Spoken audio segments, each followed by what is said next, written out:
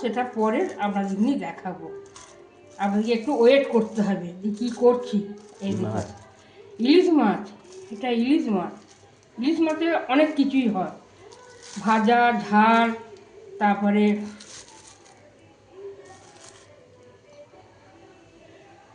ইলিশ পাতুরি, ইলিশ ভাপা, ইলিশের অনেক কিছু করতে পারা যায়। এই দেখুন আজকে আমরা তোফা, কিন্তু বাড়িতে তো লোক কম, আমাদেরই বেশি বেশি করে খেতে হবে।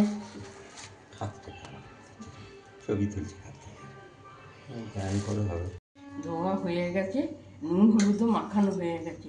রেসিপিটা করবো কি সেটা আপনাদেরকে দেখিয়ে দেখাবো। এখন আমি এই মাখিয়ে রেখে নুনটা ভিতরে ঢুকুক, হলুদটা একটু ঢুকুক। 5 পিস আছে ইলিশ মাছ। ইলিশ মাছ ধোয়া হয়ে গেছে এবং নুন হলুদ মাখানো হলো। যখন ইলিশটা আমি তেলে ছাড়বো তখন আবার ডেকে দেখাবো।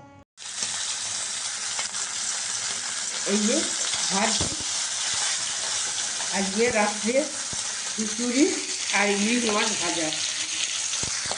এই দেখুন একটু ফুটতে জ্বর আসছে তো, ওই জন্য মুহূর্তে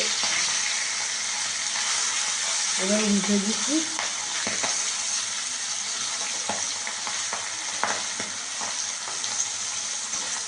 এই যে ভাজা হচ্ছে, ইলিশ মাছ ভাজা দিয়ে রাতের খিচুড়ি জমে যাবে।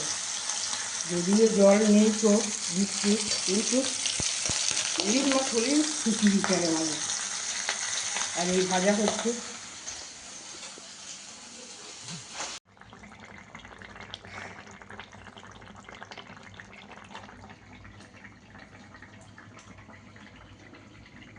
এটা ইলিশ মাছ ভাজা, এটা ঢ্যাঁড়সের ঝাল, আর ইলিশ মাছ দিয়ে বরবটি দিয়ে আলু দিয়ে পটল দিয়ে আমি তরকারি করে খেয়ে দিচ্ছি। এখন আমার তরকারিটা ফুটছে, এর সঙ্গে লাজা আছে, মাথা আছে, ছানি আছে, এই দিয়ে তরকারিটা আমার হচ্ছে। ইলিশ মাছে এটা রসা রসা তরকারি।